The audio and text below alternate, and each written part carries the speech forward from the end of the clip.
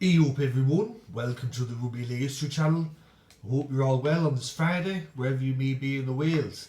Tonight's video is going to be me end of season awards, my own special Rugby League History end of season awards.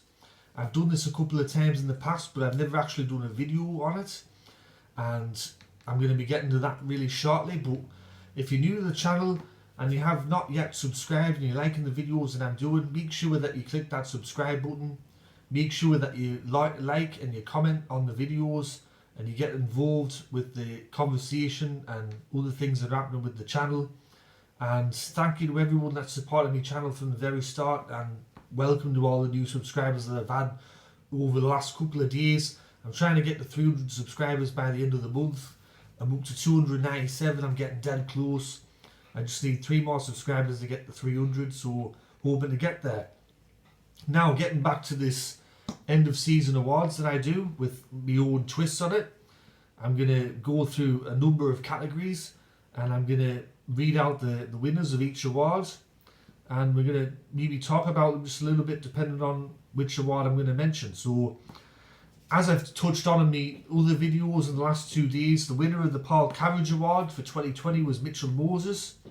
And the winner of the Neville Glover Awards for 2020 was the first ever dual winner, Josh Mansour and Kate Keatwell. So congratulations to all those players.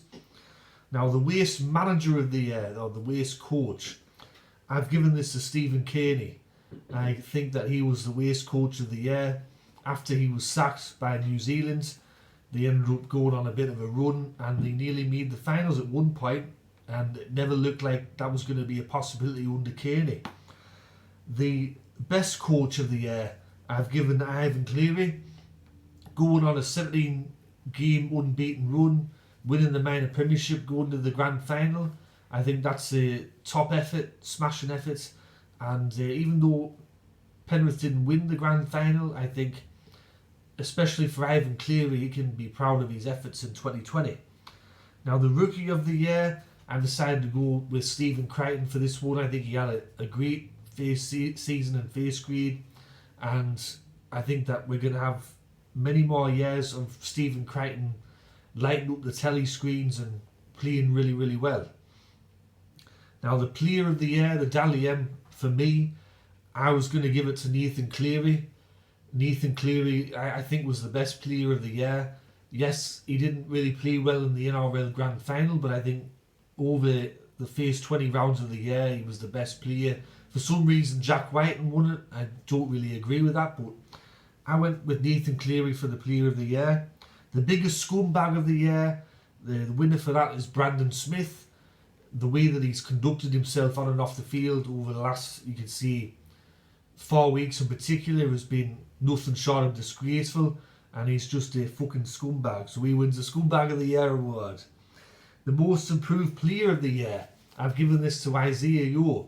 Going in years past, whenever I saw Isaiah Yeo play, sorry, it's a bit of a mouthful, I just kind of went, he's not that great, he's not special. But this year, Isaiah Yeo, he's really stepped up. He's been a really good player for Penrith, and he's got himself a New South Wales shirt in the process. The most underrated player of the year is David Nofaluma, in my opinion. Now, there was some talk about David Nofaluma throughout the year. He finished as West Tigers' top try scorer, nearly the competition's top try scorer. He won a couple of games for West off his own back, and that's a lot coming, for him to do that, especially when he's a winger. And he was getting himself involved with everything. And you'd think with the type of form that he was in, that he would have been at least picked in the preliminary squad for the New South Wales team, but he wasn't even picked in that. I bet you he got the paper, he was reading through it, and he's going, yeah, Daniel Tupou, Josh Adokar, yeah, fair enough. Wait a moment, where's my fucking name? My name's not fucking here. Where is it? Oh, fuck this, I give up. I've had the best year of my life and I still can't get a New South Wales shirt. The most overrated player of the year, Luke Brooks. He's won this award a couple of times in the end of season awards, but I think he's head and shoulders the most overrated player in the competition, Luke Brooks. The player that went backwards in 2020 awards, I'm going to give this to Paul Vaughan. Last year he was in the New South Wales team. He was playing quite well for St George. This year he's had a quiet year, and in the process he's lost his New South Wales shirt, and he won't be playing State of Origin this year. So I think in some ways he's gone backwards.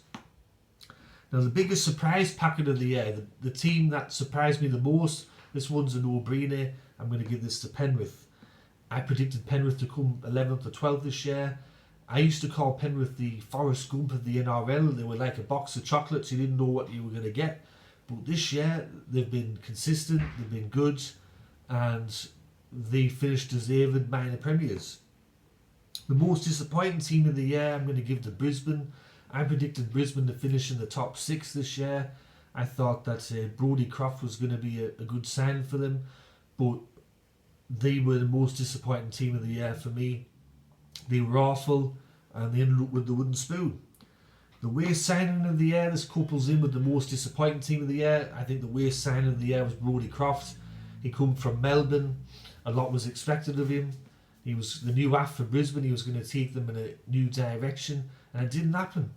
And I think Brodie Croft's another example of a player that he looks good when he's around Cameron Smith and the like in Melbourne. The moment that he leaves Melbourne, he's now special. He's just another average player. The best signing of the year, I've gone with Apasai Coruscant. I think his signing by Penrith was a masterstroke. He had a fantastic year with Penrith, and I think Manly would be kicking themselves with the fact that they've let Coruscant go. And the redemption story award for 2020. Now this goes to the player where their career was on the scrap heap. They were done. They were finished. And I would give this award this year to Siosifa Talakai. If you don't know the background of Talakai, he used to play for South in 2016, 2017, and he was cut from the team at the end of, I think, 2017 by Michael Maguire. And he ended up signing with Penrith, but he didn't even get a first grade match with Penrith. He spent the whole year in the New South Wales Cup. And then last year he signed with Newtown. He was part of the New South Wales Cup winning sides for Newtown and the state championship. And then this year he's come back into the NRL after 3 or 4 years out, and he hasn't looked out of place in the Cronulla Sutherland team. And I think he's been a real redemption story, and it just goes to show that even though you might get cut by a club, never give up and keep going and keep at it. So that's me end of season NRL awards, the Rugby League history spin on it. Hope you enjoyed the video. If you did, click that like button. Make sure that you like, comment, subscribe, and if you haven't already subscribed to the channel, please consider doing so. Your subscriptions help out this independent YouTuber. It's a real tough graft out there trying to get subscribers, and your help is greatly appreciated. So anyways, everyone, look after yourselves. My next video is going to be the Nupty of the Year award, and I'm going to be sifting through all the Nupty of the Week nominations, and I'm going to come up with the Nupty of the Year award. So stay tuned for that one. So anyways, I'm going to get out of here. Tatty bye.